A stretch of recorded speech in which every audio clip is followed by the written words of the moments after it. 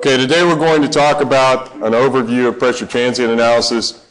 I've had an epiphany and I'm redoing the notes in a way that makes more sense to you, maybe not to me. We're going to make one gigantic file, and by the end of the semester we'll have a perfect set of notes and you'll have contributed to it. You won't get anything out of it, of course, neither will I, but we're going to do it that way. We'll cut and paste pieces of it as we go along into the daily summaries so that you'll have that. What else, Dilhan? We laid out what we expect for the next week or so. That's in the, what do we call it, the daily summary file. It's number 5, so that'll be pretty cool. Mr. Little, you like homeworks, right? By the way, we've run out of blue paper soon, so we're going to start using yellow for quizzes. You like that? You know what else Dilhan told me this morning? You're not going to like this, but I sort of thought it was ingenious. They're going to grade the quizzes 0 and 100 as well. You think that's fair? Yeah, he said that you guys are so smart that you're all going to get hundreds anyway. That's actually not what he said. He's wondering now. How many of you remember the good, bad, and the ugly? Yeah, I looked at Dilhan a minute ago because he gave me some bad advice, and I called him Tuco, and he didn't like that very much. Somebody explain who Tuco was. He was the ugly Dilhan. Okay. So now we're going to start talking about how one actually performs a pressure transient test. And what I want to make sure of is that everybody understands that if you do not use bottom hole shut-in in a pressure buildup test, you better know or you better estimate within a very reasonable accuracy how long wellbore storage is going to last. How many of you pay income tax? Anyone? No? What is your least favorite day of the year? April 15th. That's mine, okay? But lately I've been filing an extension, but you got to pay your taxes on April 15th, even if you file the extension to the 15th of October, whatever it is. Well, how do you get away from paying taxes? Anybody? Operate only in cash. That's a great idea if you're a crack dealer. Okay. Now, in the United States, our tax rate is what, 36% maximum tax rate? But then again, you pay sales tax and you pay some other things that basically qualify as tax. So we're probably in the mid-40s on every dollar you make. You have to pay that much back some way, somehow. And I know you're all thinking, well, not if it's, if I take only cash. But let's forget that for a minute. So approximately when is your tax freedom day when you pay taxes? Does anybody know? Plus or minus, that's a reasonable estimate. Okay, so somewhere around the end of May, the middle of May, depending on who's in office, the Republicans or so forth. Yeah, do you see the Republicans' objection to the bailout bill? Is that illegal immigrants cannot be allowed to get tax vouchers back on money they've already spent in. This is crazy. At any rate, you don't understand, but well, yeah, I'm a devout liberal. I think the United States is big enough to hold 6 billion people if they want to come in here. You don't like that, do you? Mr. Stone, you're thinking, good thing I got tenure, right? I'm going to taste real good. I saw a movie last night you'd like. It was called Doomsday. They cooked people and ate them, Yeah. It's kind of after the apocalypse, that kind of thing, yeah. So that tax freedom day, is that a good day for you guys? You don't even think about it because you're students. But wellbore storage behaves exactly the same way.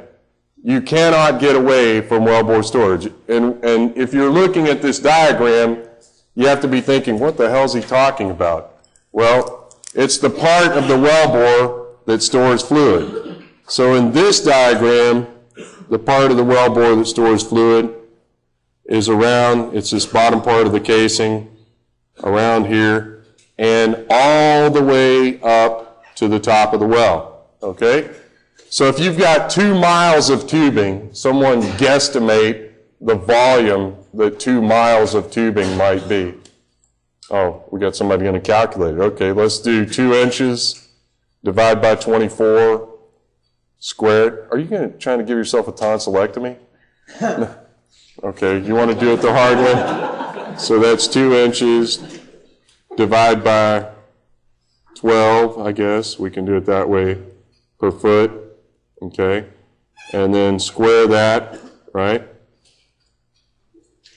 And then multiply that by pi over 4. And then, well, let's divide that by what? 5.615 feet cubed per barrel. Give me a number.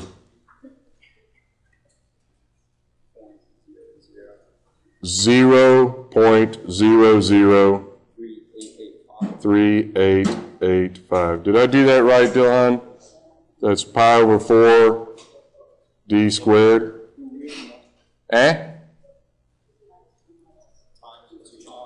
Yeah, I'm going to get there. That's barrels per foot, right? Okay. Is everybody okay with that? All right. Now multiply it. So that's going to be 2 times 5,280 feet times 0.00388. Is that right? Barrels per foot. How many barrels is that? How many? 41. How many of you remember the song Delta Dawn? 41, and her daddy still calls her baby. You got a problem with that? What happens when you have a daughter? You're going to freak out when the guy comes over to take her out, right? Nah, you're going to move to like somewhere in Canada. Okay, so that's 41 barrels. Is 41 barrels a lot or a little? Yes. Is that your answer, Mr. Stone? Anyone? Is that a lot or a little? What happens when now you multiply this by a relatively high compressibility fluid? Now the fluid has a lot of energy per unit volume, right? And that's going to make your life crazy. How can you minimize this 41 barrels? What happens, and I've covered it up here, my apologies, is you use a bottom hole shut-in valve and then you significantly reduce that volume. That volume is a penalty that you have to pay. You cannot put the measurement in the reservoir. You put it as close to the reservoir as possible. But the easiest way to explain wellbore storage is very simple. You have 2 systems. You have the wellbore and you have the reservoir. At first, the wellbore is going to dominate everything. When you begin producing, when you open the valve at the surface, where's the fluid coming from, Mr. Stone? The wellbore, not the reservoir. And then slowly the reservoir will kick in. If we were to draw a graphic of this, okay, so the surface rate is constant. All right? So the rate up here, Q surface, that's constant. But now what about the Q coming here? We call this Q sand face. What's the sand face rate going to look like? This is rate versus time. Okay? How's it going to increase? Man, I hate this pen. It's going to be very, very small. It's going to be 0. And then, like Guglielmo, it's going to get motivated, and then it's going to get up to a plateau. You like that, Guglielmo? Where are you at? He's not here. Oh, there he is. Okay? So here, QSF is approximately 0, right there. Here, QSF is approximately Q surface.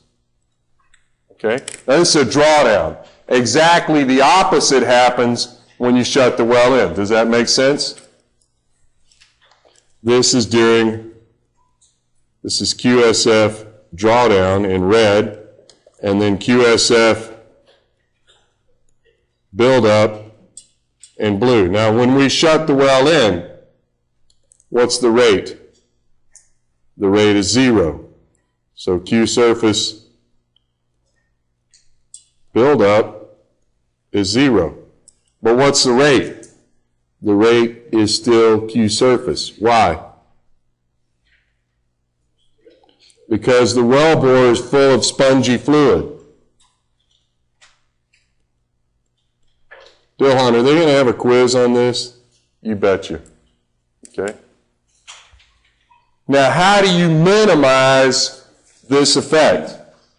How do you push it back this way? Anybody?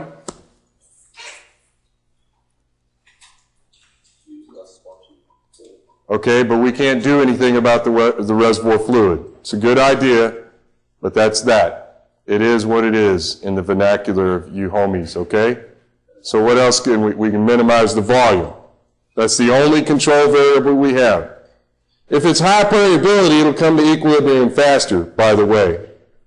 If it's low permeability, it could take the equivalent of forever. What's forever, Mr. Stone? Months or years. Is that unbelievable? Yes, it is, but it happens. If the permeability is very low, what are you going to get? Dilhan, our friend who wanted more free consulting, called me today when we were in the office. They're looking at a 0.005 or so millidarcy formation. It's all wellbore storage, but he refuses to acknowledge this for reasons I'm not sure of.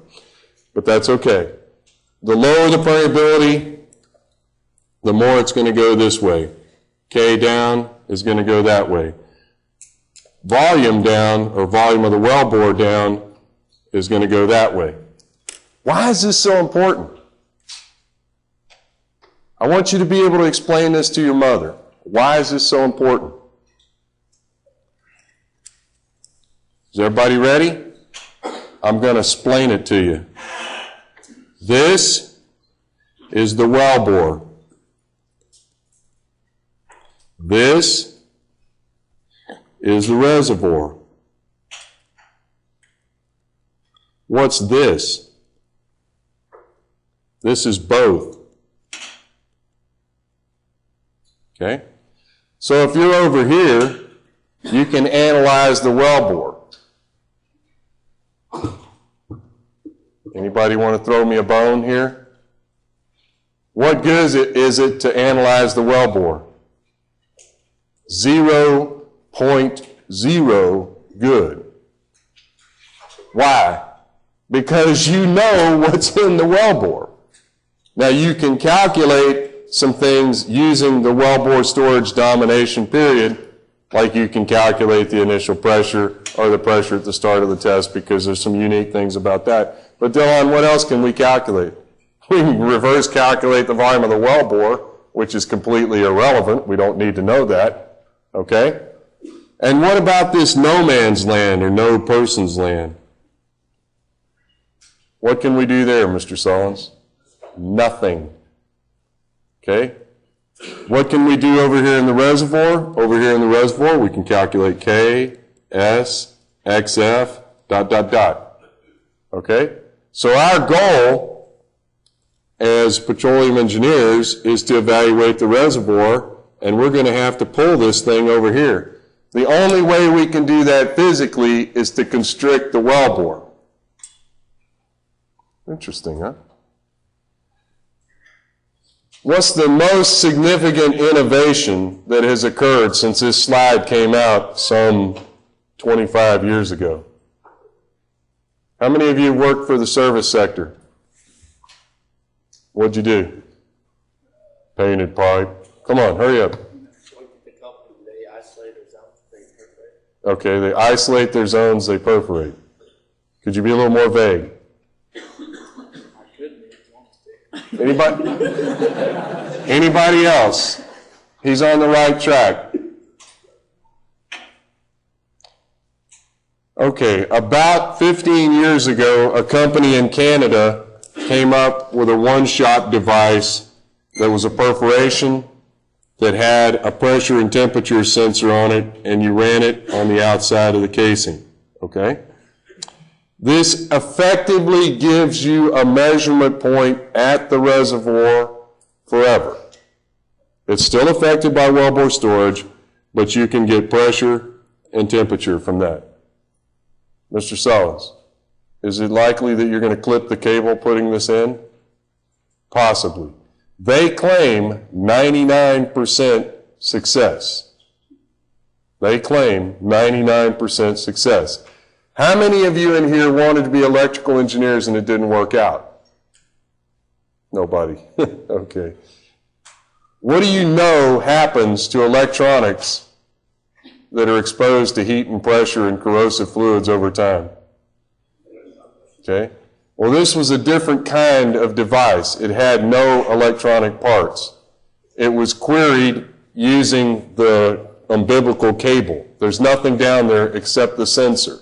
Now, I don't know how accurate it is, but based on how it was constructed, it was not supposed to degrade over time. Now, I can show you, as can Dilhan, a lot of gauges that have degraded over time, and the worst of them go off and come back on. You just throw that away. That's kind of like a bad relationship. You don't want that. Okay, now, what we can do now from our friends at Schlumberger et al. Is we can actually put a continuous strip here for temperature and pressure measurement.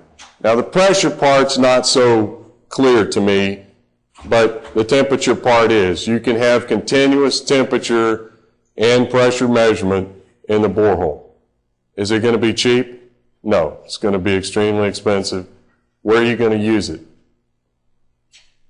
In your $100 million wells? What can you do if you have temperature as a function of position?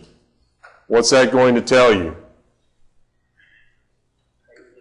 It's going to tell you possibly what fluids are there, because some fluids are different temperatures than others, and they'll run a PLT to check, and then they'll take a correlation, if you want to call it that, off the PLT, and they'll guesstimate the behavior of the fluid as a function of time from that. This is called distributed temperature.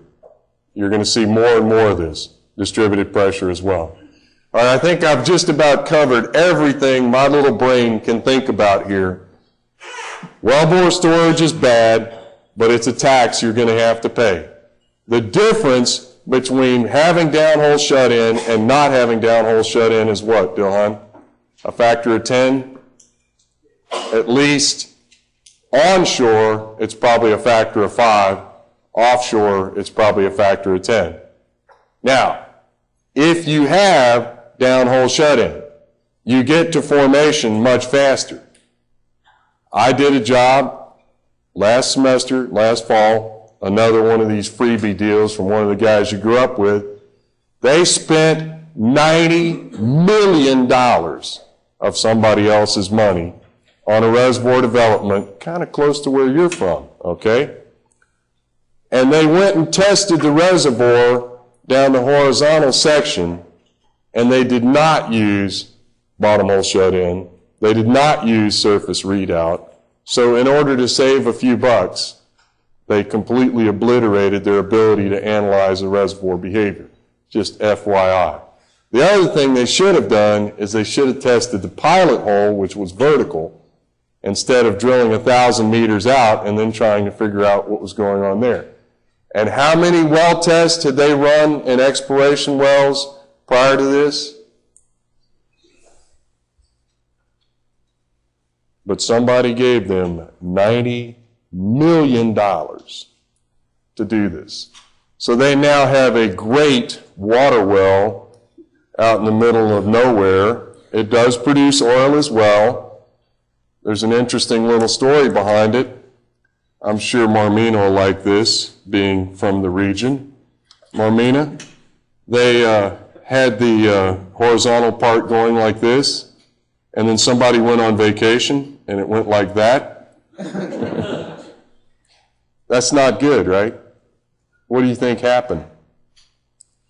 As Guillermo would say, mucho agua, okay? How do you remedy this? Fill it with cement and drill in the opposite direction? That's probably about all you can do.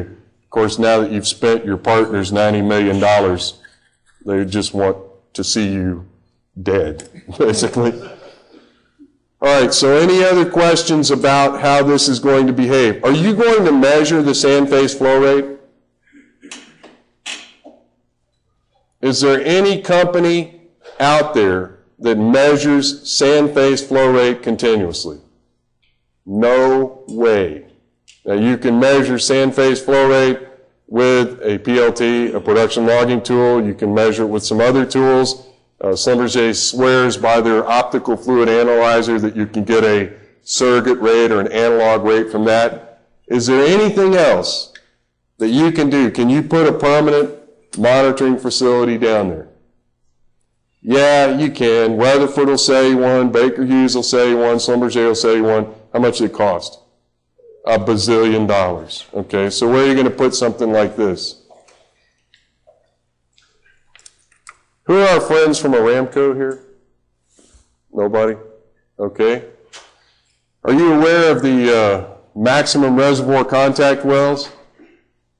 Yeah? So they drilled these crow's foot wells and they split them apart. These are laterals. This is a good idea, right? Yeah?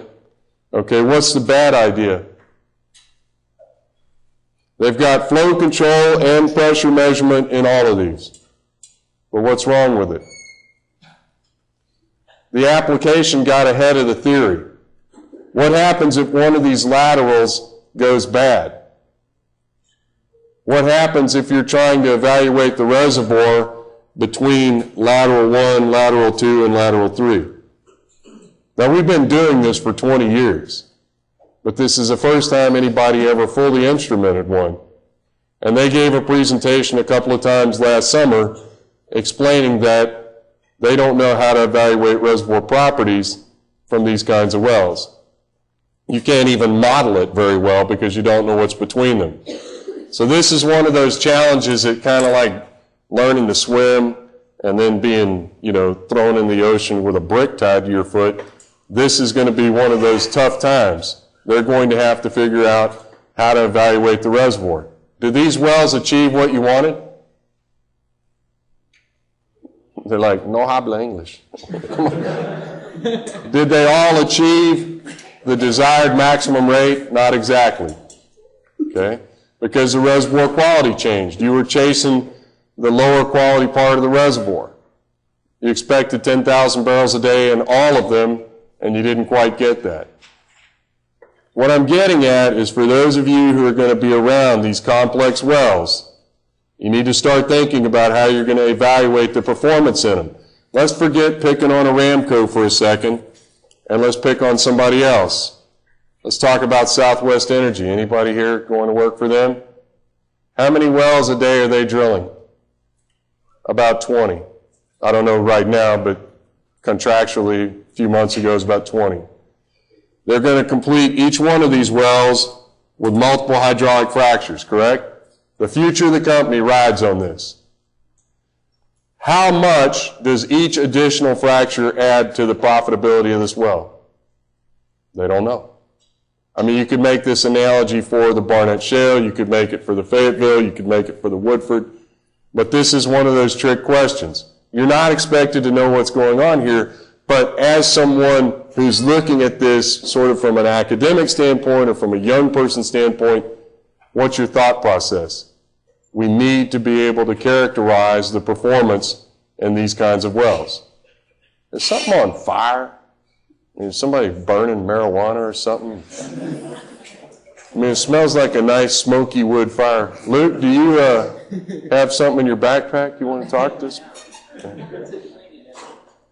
I mean, I see a little smoke in the Brownian motion. It's right over you, Guillermo. Okay, so here's what I'm telling you. You've got a simple reservoir configuration, a well reservoir configuration that we're going to talk about in this class.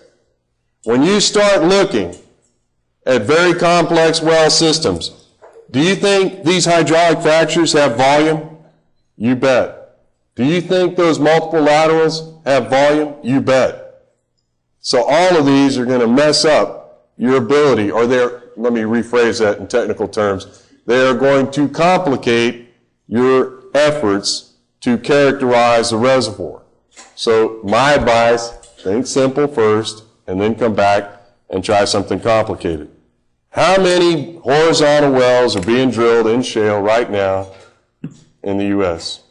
Wild guess. Hundreds. That's a good guess. It's in the hundreds. I don't know if it's 200, 500, but it's in the hundreds. How many of them are going to be tested? Why? It's expensive, the permeability is extremely low, and that complex configuration I just showed you, you're going to get nothing out of that for 10 years, except one big, massive linear flow sequence. And you may be saying, well, that tells me something. It does, but it doesn't tell you anything useful. We've got to figure out how to do that. Okay, let's move on. Sorry for all the noise. All right. How many of you want to work for Exxon? Nobody? Finally, a hand goes up. Is that a finger or a hand? Okay. Why do you want to work for Exxon? They're the number one company for a reason. Yeah. You might want to wait for the interview for that kind of talk, okay? I keep thinking that, I'm out of phase with you guys, but whenever I was your age, George Michael came out, Not came out, I mean. And he had this song that if you're going to do it right. And Exxon has a habit of doing it right, even if it causes them loss in the short term. They're the company that's probably going to develop, 25, 30, 50 of these kind of wells, test the bejesus out of them to see what they can determine from them. And this paper by Vela and Barnum was an attempt to show that. So here's what we're looking at. Someone asked me beforehand, what's a DST? It's a drill stem test. I'm sorry if I didn't explain that. Drill stem test. What does it mean to have a drill stem test? Someone? That means we're going to use drill pipe. And we're going to produce the well up the drill pipe. Is that an ideal situation? Why?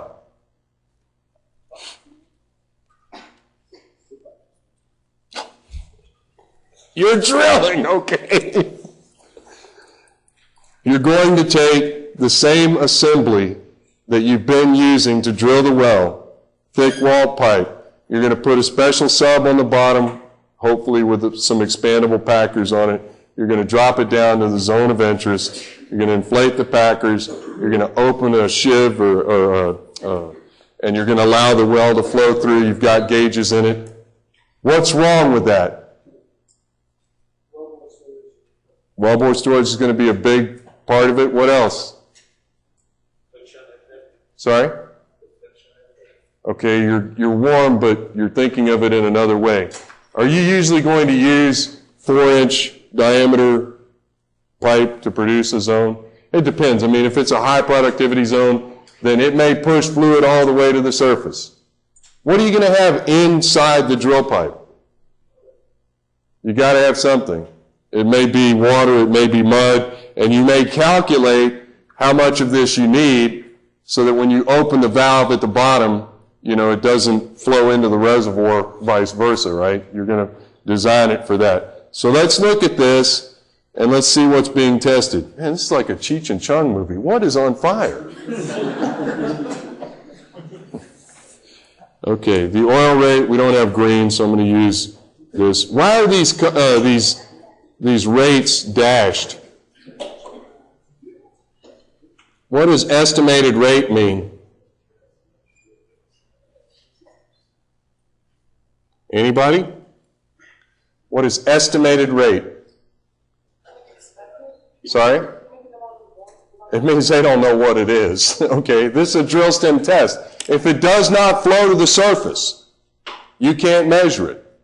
You can try to reverse calculate it from the pressure profile at the bottom, but the column of fluid is moving up, and you're not sure exactly how far and how fast and everything else. So this is a difficult task to estimate the flow rate. Then gradually we assume it flows at the surface right here, and then of course they shut it in. Now, why did they do this twice? They did it once, they did it twice, and then this is called extended flow. Why did they do that? And then this is called extended shut-in, although it's not very long.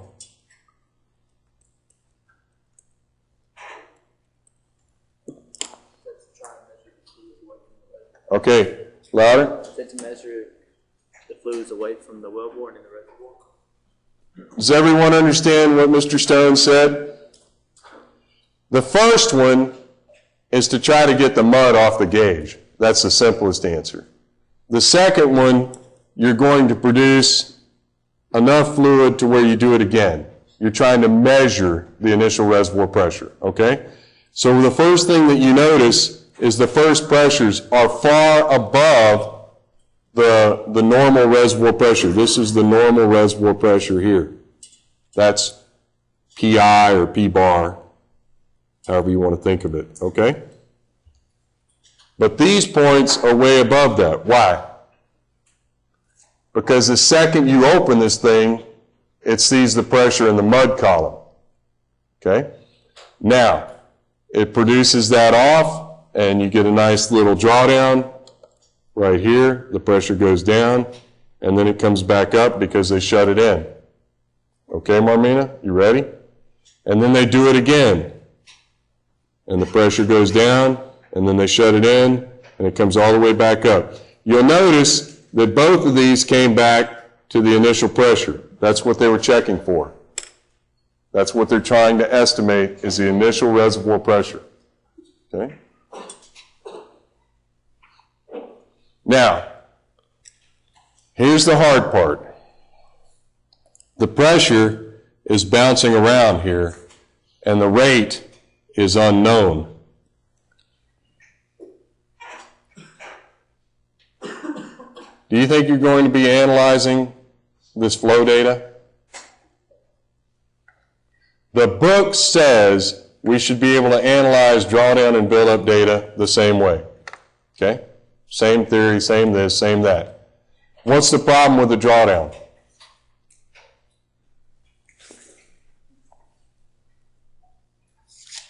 Anybody?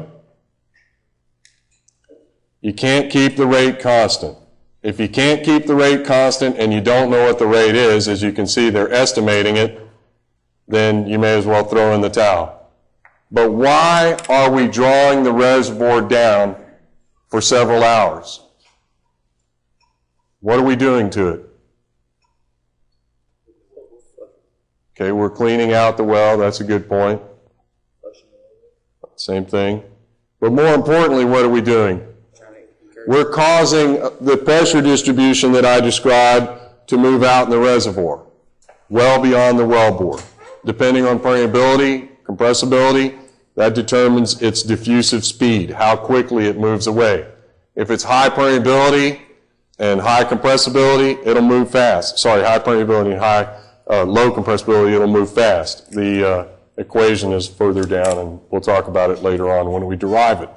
But you have to agitate the reservoir. You can't agitate the reservoir by leaving it sit still. You have to agitate it by testing it. So if I want to find out, what Marmine is capable of, I'm going to have him run 10 miles, and then I'm going to monitor him afterwards. Is it really important that I monitor him while he's running the 10 miles?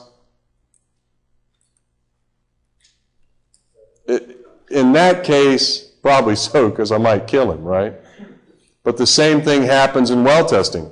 If you did not design the test correctly, you can kill the well. There's a case history of a couple of years ago, confidential and all that, but a buddy of mine says that his company discovered a new play, can't tell you where it is, all that sort of thing. Somebody decides they want to see what the maximum rate they can get out of it is. So, they keep producing. They hear this rumbling You know, it's pieces of the reservoir going through the choke.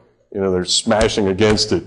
And so all of a sudden, the rate just dies off. Flare goes out, everything else. So they said, well, what have we done? So they dropped the camera down. What do you think the wellbore looked like down at the bottom? It collapsed. So somebody playing around, not really thinking about what they were doing, collapsed the wellbore. Do you know what the pressure gradient in this well was? It was over 1. It wasn't just overpressured, it was super overpressured. And by doing that, they caused enough of a pressure drop to collapse the casing, to crush the reservoir around it, and that's that. I mean, you can see things like that happening in practice, not very often because people are going to throw some design at it. So we're going to go on ahead and we're going to let the well produce, and then we're going to shut in the well. We usually call this TP, and that's not toilet paper, that's production time. And then the pressure goes back up. So Mr. Little, for all the marbles so far, you have a choice, okay? You have 3 choices for your favorite rate. Ready? A constant rate, a variable rate, or a 0 rate. Which one is going to be your favorite? Why is a 0 rate going to be his favorite? Because that removes the most critical variable from this discussion. When we shut the well in, the only thing we're doing is measuring the pressure. There will be some afterflow, some of that wellbore storage stuff, but that's all we're going to get. Now, this is much too short a test. I want to warn you, this is 6 a.m. on August the 4th. This is 6 p.m. on August the 4th, plus or minus. I guess it's more like a little bit later than that. Somebody tell me, it's probably 7 p.m. If you were to produce in 13 hours, if you were to reach the boundary of the reservoir, is that a good thing or a bad thing? Why? It's time to work on your resume, right? Yeah. Now, technically, you probably won't see that unless it's super high variability. And even if you do see that, it's a bad sign no matter what. Okay. I've seen Darcy reservoirs produce, and you'll see the boundary in a few days, but nothing ever in 13 hours. That'd be a bad sign. Okay. Dilhan, we got time for one more slide. Are you ready for the quiz? They're going to need it for the quiz.